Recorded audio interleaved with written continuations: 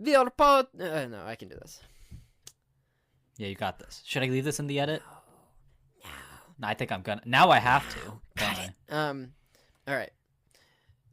We are a movie podcast called Craft Services. At start of episode, we ask each other what Parth been eating. Hey Parth, what have you been eating? Oh, thanks, man. Nice to see you, by the way. Yeah, good to see you too. Long time no see. It was weird how there was that Russian voice at the beginning. Yeah, who was that? Do you know? It was some sort of GRU versus generic, Soviet soldier kind of combination. Yeah, no, like really funny. I do stand up. Yeah, no, it's. Oh, hey, that ties in. Anyways. On. I had 5 chocolate chip cookies. You couldn't stop at 4? I'll tell you why. Monster? No, I'll tell you why. I'll tell you why, Trent. Jesus. Well, here's the deal. I had lunch earlier in the day, and then we were going to do a little interview with a fun guest, who you'll find out later who that is. Yet to be announced guest. Yeah, so it was we were just about to do the interview, and I was like, I'm feeling a little hungry. I don't want to do an interview hungry. But I didn't feel like having actual food, so I was like, I think 5 small chocolate chip cookies from Costco should do the trick. You know what they say about doing interviews on an empty stomach? Try to avoid it if possible.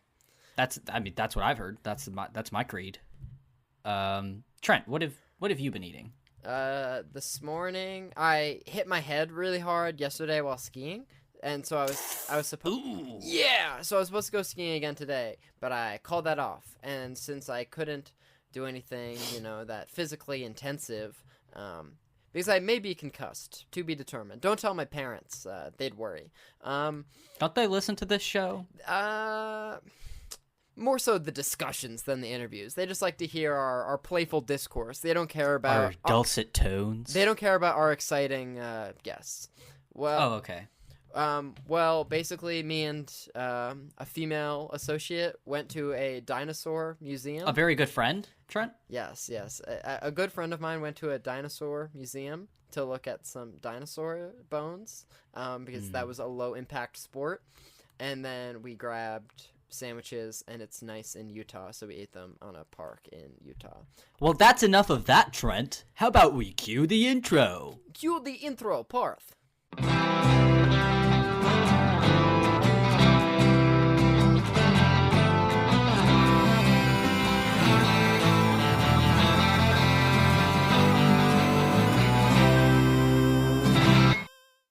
Welcome back to Craft Services, where we talk about the movies. Each week we talk about a film and hopefully have a member of that film. Well, this is just becoming French now. Hopefully have member of that film to talk with us about their experience working on the movie. This week we had the writer of King of Staten Island, Dave Sirus. He was an excellent man, and we really enjoyed having him on. All jokes, cool guy. All jokes aside, what a comedic person. He was nice enough to give us his time and his responses.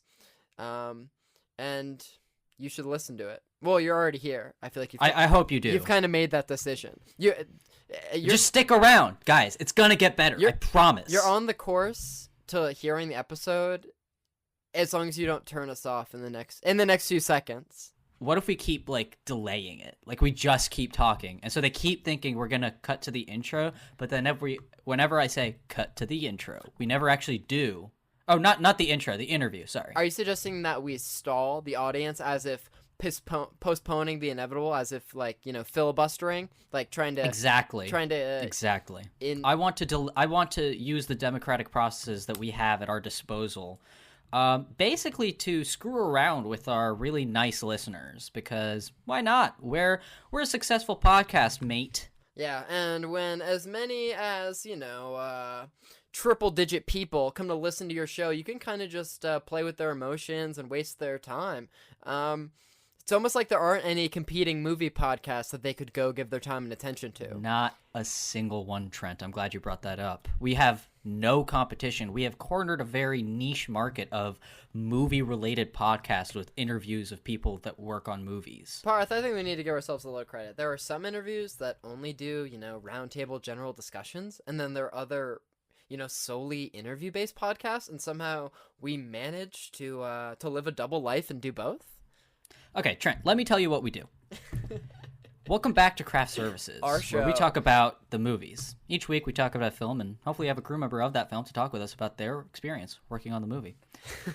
This week we have the co-writer of King of Staten Island, Dave Sirus. He talked with us about working on the movie, and it was pretty cool. Yeah. So that's how it's done, motherfuckers. I'd say this joke has lived its entire lifespan, and now would be a good time to, cut to the interview. Cut to the interview with Dave Sirus, the writer of King of Staten Island. Yeah, just draw it out, Trent. Just draw it out. We got out all the info. Start the episode. Cut to the interview. Cue the interview. Go. Start now. Go. At this moment. Go. All right, that was pretty good. That was a good bit.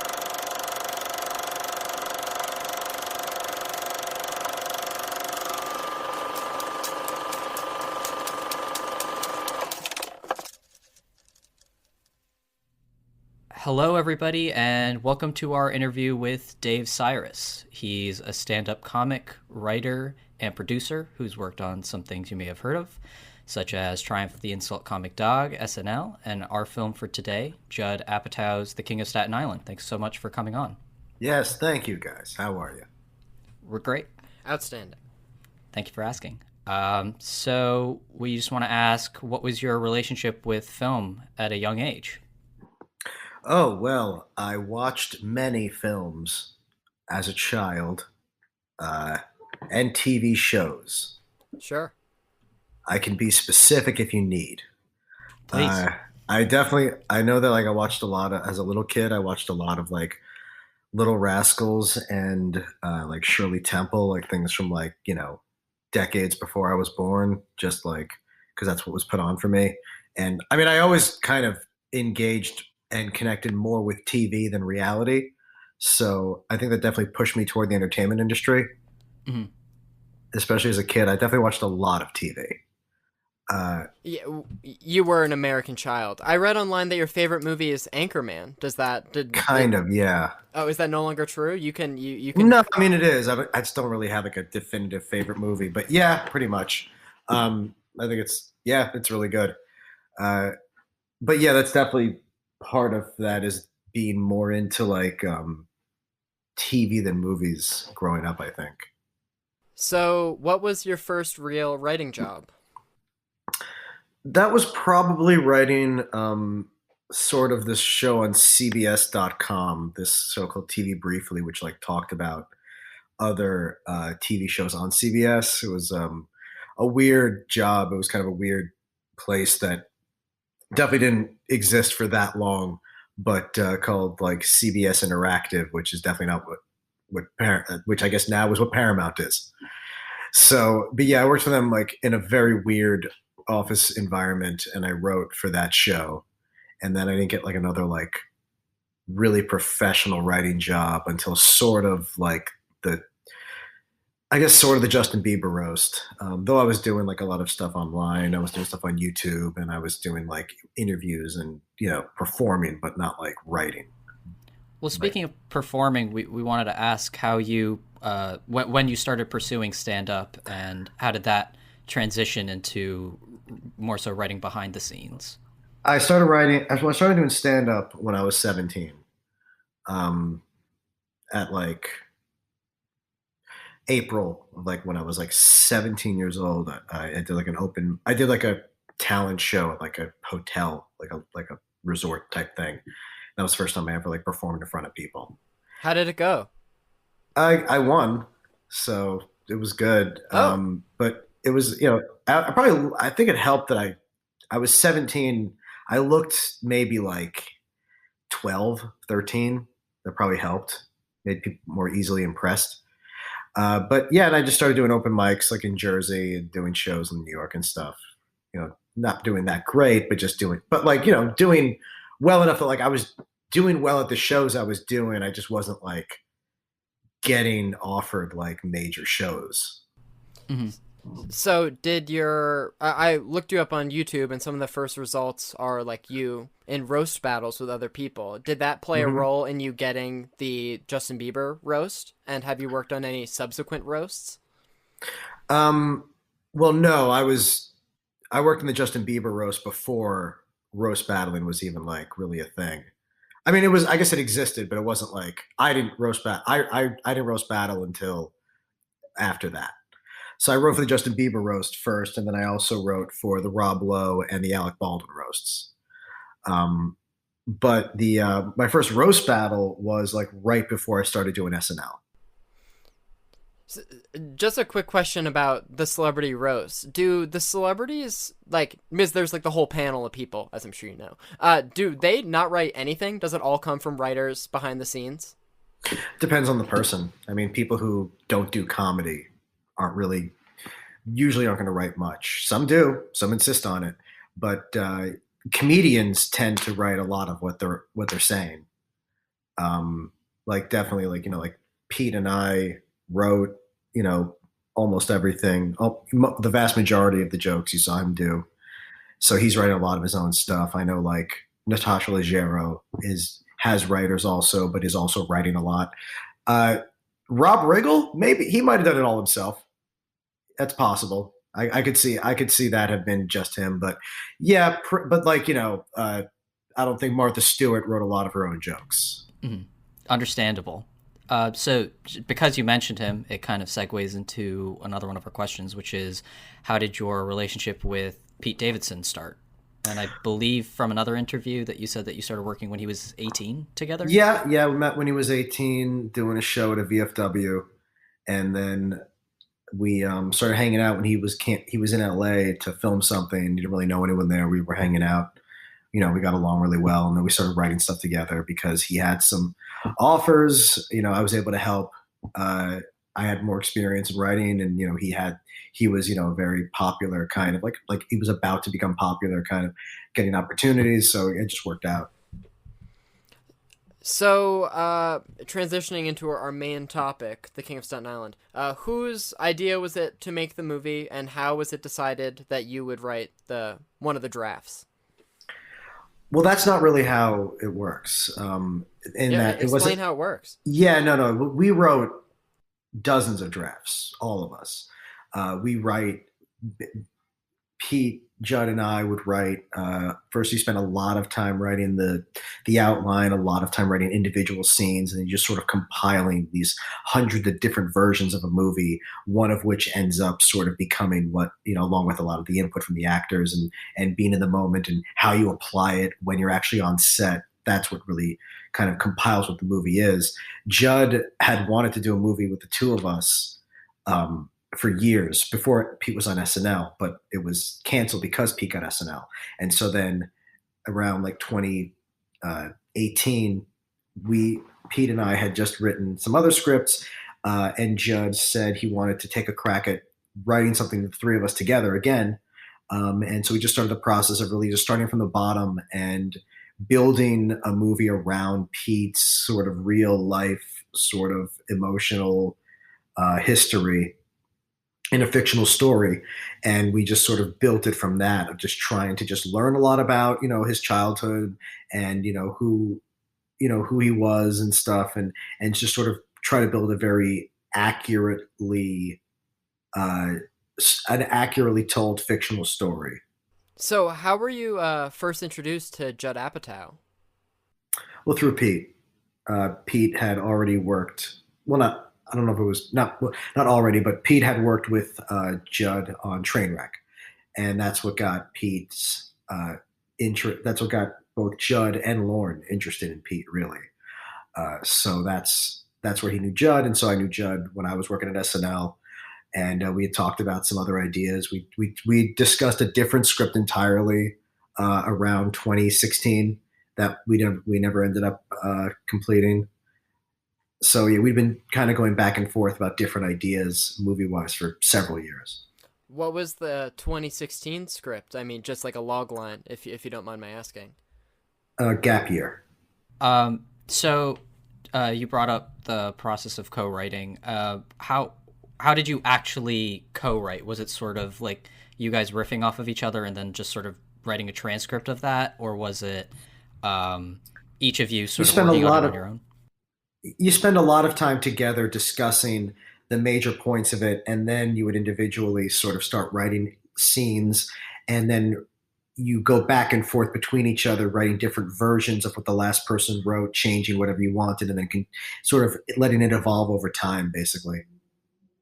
So, the final version of like the shooting script, like on set, did you end up doing a lot of like rewrites as things were happening, or were you just like fine Yeah, tuning dialogue and jokes and things stuff? yeah, things are constantly getting rewritten day of. Every day we're writing multiple different versions of the scene we already have planned. And then we're going to have the actors do multiple versions. So on set, were you? What was your role, like your primary role while on set? Were you just sort of working on the script, or were you like, yeah? If you could just speak on that. Yeah, I was writing alternate lines for whatever dialogue was going to happen that day, as well as sort of just, you know, paying attention to everything. It's sort of what, kind of the producing part of it is you're just sort of watching things, being like, hey, is this going to match? Did we make a mistake here? You're just sort of have to be very aware of everything that's happening, because as a writer, you're one of the only people who's going to kind of be in a position to notice certain things might not be what you want. That person should have, or why they shouldn't be saying hello to each other because they already met chronologically earlier, that sort of thing. So, were there any scenes in particular that you saw very specifically on the page, and then in the final picture were wildly different? Everything was different, I'm sure. Yeah. really. Yeah, there's all kinds of things that, like, because there's a very specific way you envision something, and you very rarely see it exactly that way. So yeah, there's all kinds of stuff like that you end up, and usually it's better because it's in real life, and now you can, it's something, because there's just certain things you just can't predict until you see it, and you don't know if it works until you see it. So yeah, there's a lot of stuff like that. I mean, I don't really think there's anything that specific, because everything kind of is just the bones of something, and then you really see it for real, and it's totally different. Um, like one of the scenes that was more mine in general would be like the Action Bronson scene, and there's a lot of little things that I would have very much liked to have still made it, but just couldn't logistically. And there's other things that ended up being great that I wrote that day. That I just in the moment, just trying to think of new things. What can this guy say? Oh yeah, I know Apatow's like shooting style is very famously like let's do it a bunch of times and we'll see what comes out of it, which I think it is very cool. Personally, I would have liked to have done more. Really? Judd makes everyone do like 3-4 takes, and you try Oh, different really? ways, and it's really loose. And then he'll start and then he'll yell out, stuff for you to just like, just alts that you would just in the moment just yell at the alts and have the person do it fresh. My directing style is to slavishly just make people do it over and over again until I hear the one I want. Mm. A true David Fincher, if you will. Yeah, except I want it to make sense. Um, how long was the shooting screenplay, and was there like a lot that got cut out? Because I think I remember seeing that like the original cut, or the first cut, was about 3 hours long, and so was that mostly just fine tuning of jokes, or were there First like, cut. scenes? The first cut was a 2.5. Okay, The okay. first cut that I was ever like aired for anyone was like 2:36 at the most, and that's because you're just trying to see which scenes you are working, which scenes are not. Yeah, I mean there was more because you shoot a lot of things that you're not going to use all of. It's just you're sort of just shooting different versions of like a mood that you're trying to establish. So yeah, there was definitely stuff. I mean, there's multiple endings that we shot. There are multiple, much more coherently like endings than we actually wanted to use. So just because we wanted to shoot them, see how they would go. So like, there's multiple different versions of like what that tell more about what happens to the characters after that than we actually ended up realizing was necessary. How did you guys like arrive to the conclusion of like where the movie actually does end? It's an editing decision, really. It's something you decide when you actually see the footage and you're sitting down and trusting your instincts about where it should go.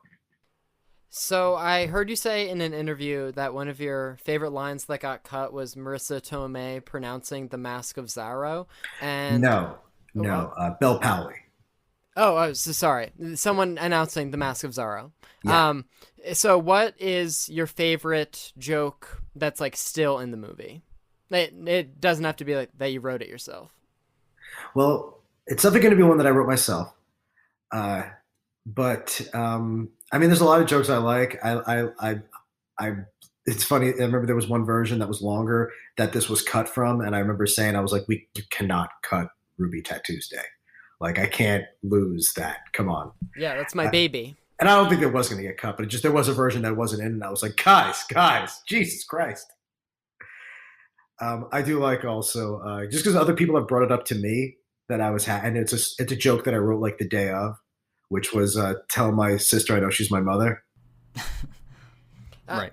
I have a few like favorite lines that I picked out, and I wanted to know if you had, so the first one. And I'll tell you, sometimes it's hard to remember who wrote it because you wrote like hundreds of versions. So like, there's literally lines that like I like that, and months later be like, oh yeah, I think I said that. I was like, yeah, I was gonna say if one of these rings a bell, I'll be happy. Yeah, the first one is fucking home run Todd when Pete asks just the fro kid at the party for weed.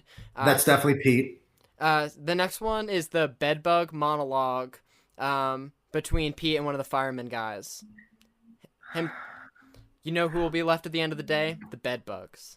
I mean, Vecchio did a great job with that. He definitely he improvised sort of the arrangement of it, but the original, I don't remember who wrote the bedbugs and riff, then though.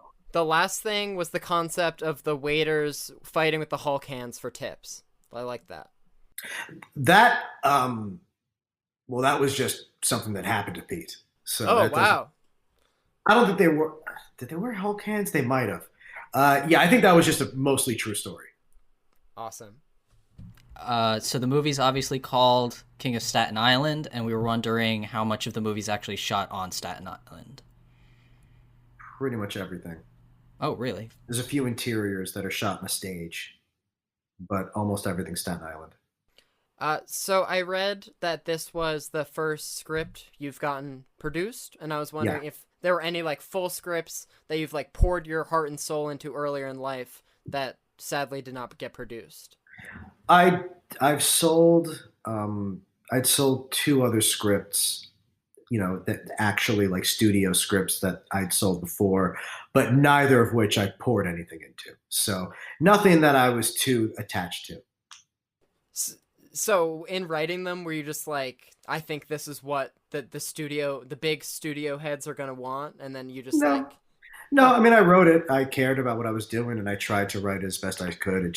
But I wouldn't say that any of those were particularly ones that I was very emotionally attached to, because none of those were ones that I envisioned the premise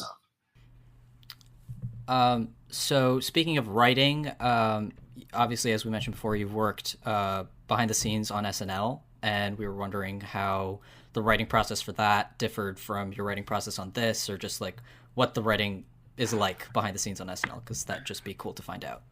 Well, it's much more individual in the sense that like you just have a script and you hand it in. There's not a lot of structure to that. If you write with someone, fine. If not, fine. But you write a script and you hand it in, and then it gets read. So there's basically no real like overseeing or sort of there's no real management of the script writing until after the read through, and then you would have it worked, and you would have a table where you would have other writers there pitch on it before going to actual filming or preparing to do live. So I read that you like write with Pete for his segments on Weekend Update, Hmm. and I was wondering, like, do you write like full sketches also, and how did you get involved with SNL in the first place? Or like, Well, I got hired by SNL just the same way, anyone else would. Pete had already been working there for 1 year, so that's why I was able to be one of the many people who submits a packet. I did, and they chose the packet to hire me with.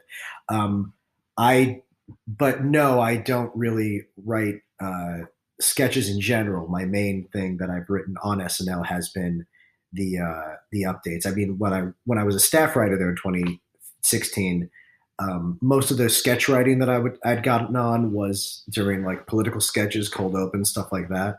A lot of the election stuff. But since then, my writing on SNL has pretty much entirely been the updates, which I've pretty much been writing with Pete since 2016. so This is oh, I was just gonna say, just out of curiosity, the staff packets, like how many like sketches or like what do you submit in it? Like I'm sure it's a very defined amount I think of material. it changes a little bit, but I believe it's something like two two live sketches, two pre-tapes, a topical, and then I also included an update feature just because that was sort of a more specific thing I was being hired to do. mhm. I was just gonna ask if you have any Lorne Michaels story you could tell us, if you have any. Hmm. He, well, I know that that before COVID, everyone before the episode would all have to pile into his office. So like the entire staff would be in his office and now they'll do it like on the stage where everyone could be separate. But like before it was like every single person who works there was getting just packed into this office. And I imagine it was not as packed, before in the 40 years, but you were completely sealed in to like, forget like the final notes before the show. And I've been, pressed up against some very famous people in that room. Bernie Sanders, Al Sharpton, Mike Myers. So yeah, I've been pressed up against my share of major people. I've been Hillary Clinton was in there, Trump was in there. Like it's yeah, it's Trump, I've the been in that room Donald. with a lot of people. Yeah. So as an SNL writer, what is like? Are you making changes the night of also? Well, yeah, especially because like, you have a dress rehearsal and you're kind of also looking to how that does to decide what you're going to do to the sketch, if there's anything you have to cut. And oftentimes you have to cut for time anyway, where they're like, you need to make it 30 seconds shorter or something. Usually when you write the sketch, it's with the intention that it's 2 pages longer than it's going to be when you do it. Oftentimes we cut huge swaths of updates right before we go on. I wanted to ask about Triumph, the insult comic dog, because my dad and I were really big. We followed the 2016 stuff that I guess you were a part of, and I Yeah. wanted to just ask, how'd you get a part of that, and what was that like?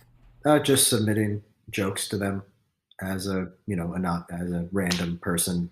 Uh, that was through my agent. I mean, but like as one of the many people who was just submitting. Got lucky, they liked it, and so I got hired for that. Traveling around, going to like very weird stuff like the debates and the stuff, and yeah, that was really cool because I really really loved Triumph and Smigel's TV Funhouse work. So it was really, really a great experience, especially right after leaving SNL. So I heard you say in another interview that you view movies as a delivery system for jokes, and I thought that was ironic because I was like, The King of Staten Island is it's a highly character driven Hmm. dramedy with some plot points, and so Yeah, was that difficult for you? I mean, in a sense, it not I was able to adapt to that being the kind of story we were telling. There were definitely versions of scripts that were just slapsticky, joke driven. Where every line is you're looking for a way of saying it funny, but that wasn't really what we were going for here. So, but yeah, I mean, my and Pete's sort of general style is much jokier, but Judd, this Judd was directing and writing, so there's a lot of direction he can put into that, and he knows a little bit more about making films than we do. So like this wasn't a story that we felt would be sustainable with that kind of instinct of making it too jokey, making it not real. Because it could be funnier, but when you make something funnier, very often you are stretching and pulling away from the part of this that is letting someone lose themselves in believing it. Right. So just sort of going back into the drafts, I guess, because this is kind of a mirror to Pete Davidson's real life past a little bit. How did you decide what would sort of more accurately depict him and what to sort of change for the movie, or what? Well, the only thing that we were just not even we didn't want to make a movie about Pete, and we certainly didn't want to make a movie about comedy. We did not want to make a movie where a guy is a stand-up comedian. That was the only part of it that we were just really completely against. And so it just became more of a thing about, all right, well, who is Pete had he never done this? What would he be like if he had never discovered a talent or had a talent in comedy and could sort of, build his life off of that? So speaking to your more recent, roast battles, we were wondering, like, if you're given a picture of a person and they're like, that's who you have to roast tomorrow, if you have a sort of philosophy or a system for coming up with, like, where to start for finding insults for any given individual. Mostly it's about just getting information about them, because the information itself is where you're going to get the opportunities to be funny, literally in the words. Like you basically sort of just start thinking of different sentences that describe this person accurately. And then you start seeing, well, what can I do with that? So it's almost like you're sort of writing out, like, how many different true things could I say that are specific to you? And then look at those things and say, and now how can I say something mean related to these things? Or you start with, okay, I want to say something to the effect of this being something he should be ashamed of. And then you work backwards to how can that apply that to something related that is true about this person, that is specific to this person. And a lot of it is just, what is the initial reaction? What is the audience thinking about this person? What is something that they're going to not know anything about him, but they're going to hear that and go, yeah, that's true. Have you ever, I mean, obviously you don't need to name names or anything, but have you ever had like a person that you've roasted like react really terribly, or have they for the most part been down? I can't think of anyone who reacted really terribly. I mean, different people are better at it, and different people are better at sort of what the protocol is and sort of how you should act. I've seen people take it too seriously, and I think that really ruins it for me anyway. When they take it like they mean this, and they like that they're trying to like, or even worse, they're trying to make the audience think they really hate you, and it's like, that's just gross. I was watching some of your roasts, and I just thought, like, while you aren't the person who's speaking, like, it must be so hard to like look busy, and you just have to like sit there and like brace for impact and like try to not look offended, because if you look offended, then they won. Right, but the thing is, most comics, I don't think, really care about what you're saying. Some people do, and I feel like they shouldn't. But like, no one's ever said something to me in a roast battle that hurt my feelings. You know what I mean? Like, but you do have to. But yeah, you do have to also just sort of, be poised, because people are watching you. So you're supposed to not be awkward, which is a difficult thing for some people. So I guess just pivoting a little bit to some other stuff you've written for. You were a writer for the Politician Puppet Show, Let's Be Real, and what was that like? Oh, that's great. That's that's the same team as Triumph. So those are some of the best writers I've ever worked with.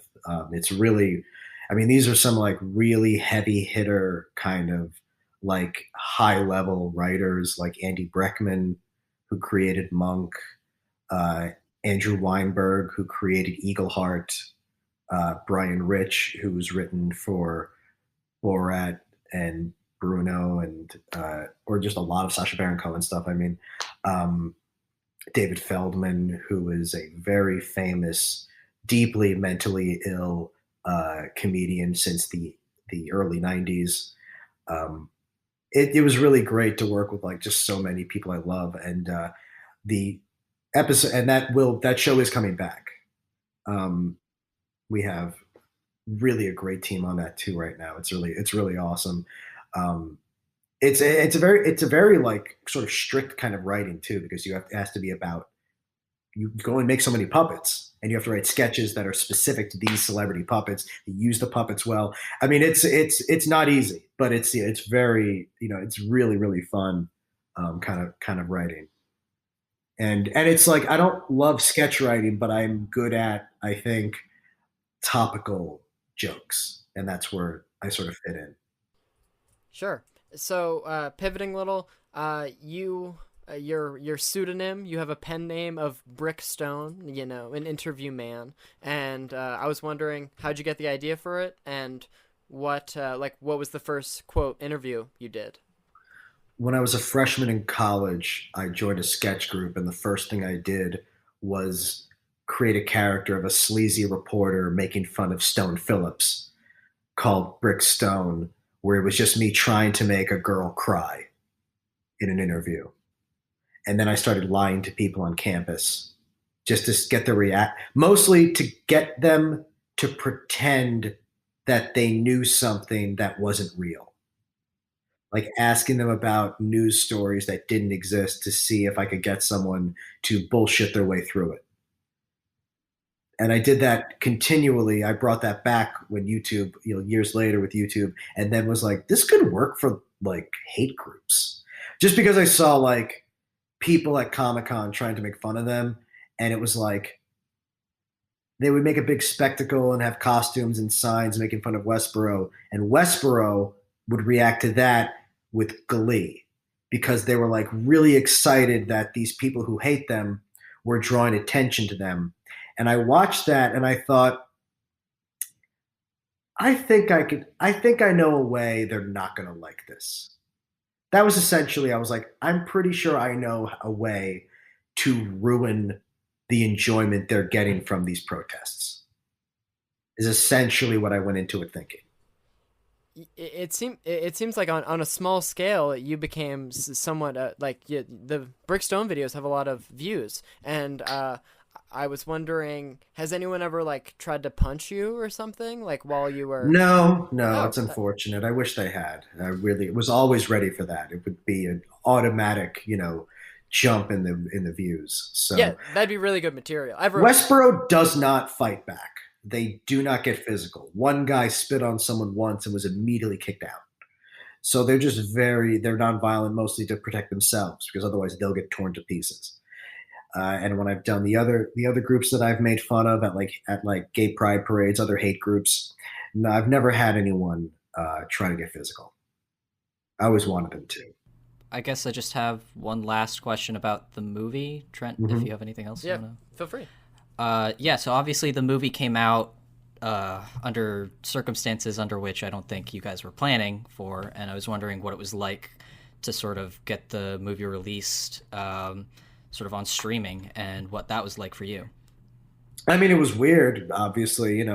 Everything about COVID and the timing of it with the movie made it an interesting time for me, because I was very lucky in that I was not suffering like so many other people from the pandemic and the lockdown and the disease itself. But I did miss out on a cartoonishly amazing few months that I've never experienced and may never in my life, in the sense that like I was right about to start getting like flown to South by Southwest and other film festivals and going to premieres and going to comedy clubs and gloating constantly. Like there was a period of time that I lost, that I was going to have basically everything I'd been hoping to achieve. So I kind of lost that stuff. But you're still very happy that things still worked out, especially when so few movies were able to actually successfully go and be pay-per-view during this. I was shocked that people were buying it. I was gonna say your movie did particularly well on pay-per-view. Yeah, I was like, is anyone gonna buy a movie at all? I was like, does anyone want to pay to see a movie when like the world is falling apart? I was like, well, are they just buying Trolls 2 as a babysitter? Right.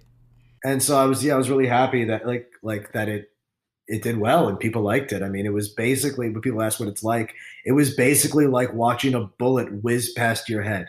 Yeah, no, I think it was great, especially during these times. I think people needed a comedy that sort of addressed some more serious things. But Trent, you want to ask the big one? Yes, the big kahuna last question is, what's the last great movie you watched? And it can be a first viewing or a revisit. Huh. It's not easy. Yeah, brain blast. Take a minute. I'm so much better at listing what I hated. I'm trying to think like what's the last new movie I really You can list liked. something you disliked as well. We're happy to hear in anything. I'm trying to stop doing that so much because every time I do, someone I have to like see again is involved, and it's just like I want to make sure people know which movies are unforgivably bad, but like literally the last 4 in a row that I've seen, someone whose feelings I have no reason to hurt is directly involved, and I'm so muzzled with my ability to explain. And one of them is one person in 2 movies, and they were both so bad that it's not fair that I'm not allowed to just rant publicly about them.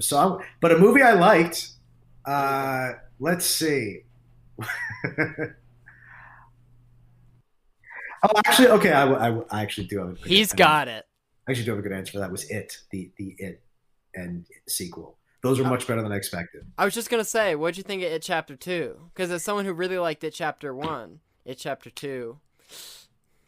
Oh, I thought they were both good. I thought they were both fine. I thought that it is a very hard story to tell properly, especially later. I thought the second one was kind of better because the first one excised almost all the events from the first part of the book. Like, the problem is, I'm not saying that you should keep them, but when you take out all the weird kid sex stuff, there's really not that much happening anymore when they're kids. They took out all the stuff that like is super problematic now, but they didn't replace it with anything. And so there's no turtle, there's no group sex, there's no using homosexuality to identify the villains. All things I'm not saying you need to have in a movie or a book. But you need to have something else instead of it if that's what the movie's based on. And there's a lot of kid stuff in the second one. You still see a lot of scenes with the kids. I was just gonna say, the turtle stuff happens in the second one. So, No, it does. No, someone says the word turtle while they're swimming. That is not a thing. That is barely a wink. So have you read the 1,000+ page It book? No. Yeah, because I think It is one of the books like Infinite Jest that like you buy really ambitiously and then you carry it around for a while and talk about how you're reading it, and then you never actually get to reading it because it's so much of an undertaking. But you like the It movies, great. Parth, do you want to bring us out? Yeah, thanks so much for being here. It was great having you on. That was Dave Sirus, and he worked on he was a writer for The King of Staten Island, and he's worked on a bunch of other cool stuff that you should definitely check out. Again, thanks so much for being here. Thank you.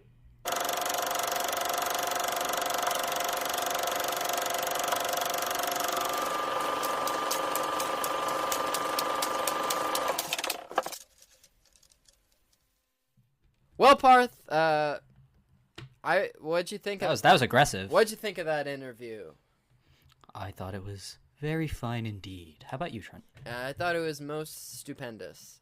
What do we have planned next for, all those little kids gathered around the radio at home for their little for their little fireside chat with us. Parth, did you know 98% of our listeners is under the age of 18? Is that true? Kind of raises some cause for concern when we mark all of our episodes explicitly not for kids, because we, dabble in a little curse word every once in a while. Just the 1 or 2. Because we don't care 3 about the ratings. 4 or 5. Anyways, next week we're going to be discussing our thoughts on The King of Staten Island. We have a guest, right? I think? I hope. It's your female friend, but not without any subtext. Yeah, no very good not a very good friend, but a good friend nonetheless. A female associate. Who, has apparently... Maybe I'll be living with her next year. We'll see. I don't know. Yeah, Parth just signed a lease with this lady, and you know what they say.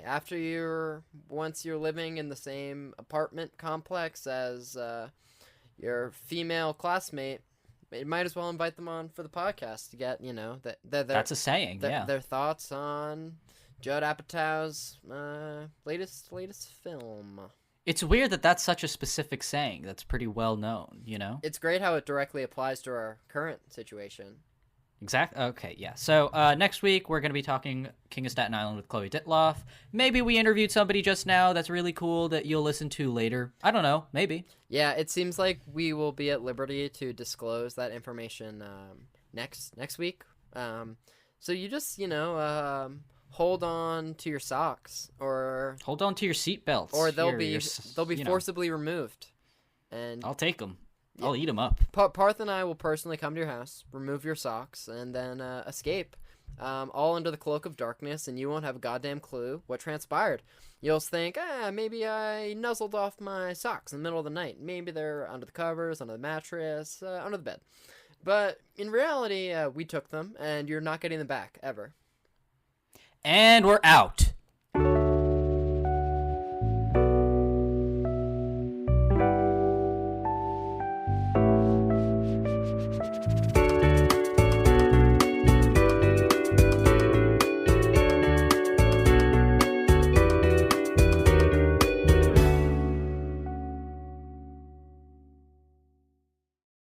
Mary redeemed a $50,000 cash prize playing Chumba Casino this year. I was only playing for fun, so winning this was a dream come true. Chumba Casino is America's #1 social casino experience. It's serious fun. With over 80 casino-style games to choose from, you too could win life-changing amounts of cash. Be like Mary. Log on to ChumbaCasino.com and give them a whirl. That's ChumbaCasino.com. No purchase necessary. Void where prohibited by law. 18+. Terms and conditions apply. See website for details. The voice in the preceding commercial was not the actual voice of a winner.